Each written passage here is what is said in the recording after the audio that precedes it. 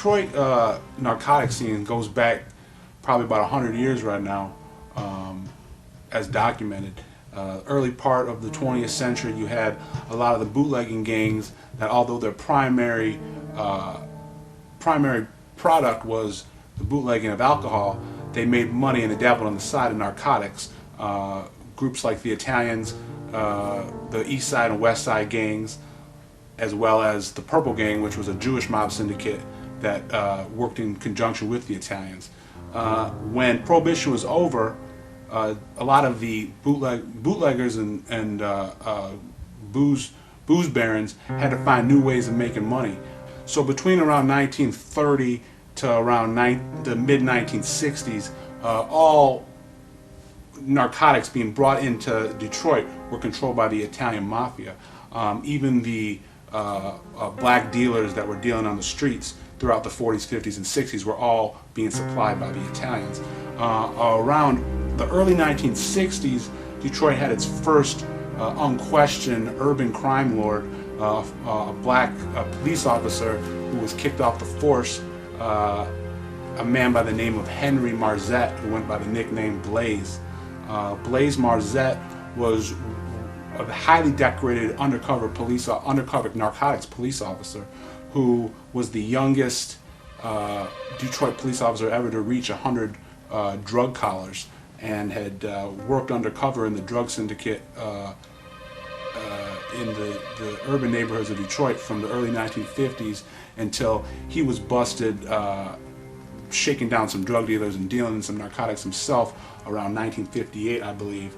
He served about a 2 or 3 year prison sentence and re-emerged on the streets of Detroit in the early 1960s and started to consolidate his own organization, as well as fly out to Asia, a la Frank Lucas, an American Gangster, and arrange his own supply line that was in competition with the Italian mafia, and started getting their own supply source. In 1978, a man by the name of Milton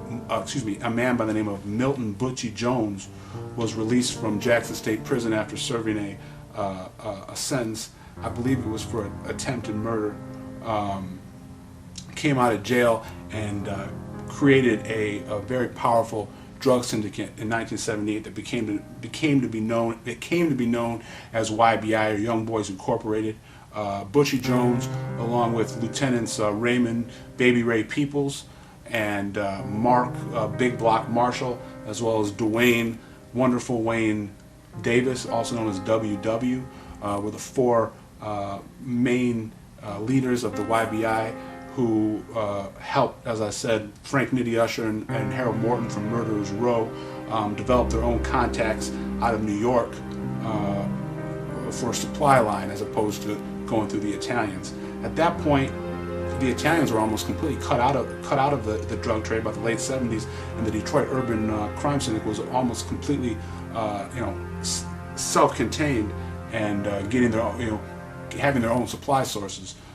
The government came in 1983, I believe, 1982 or 1983, and levied a very wide-scale indictment of the YBI. Over 50 members were taken down in that bust.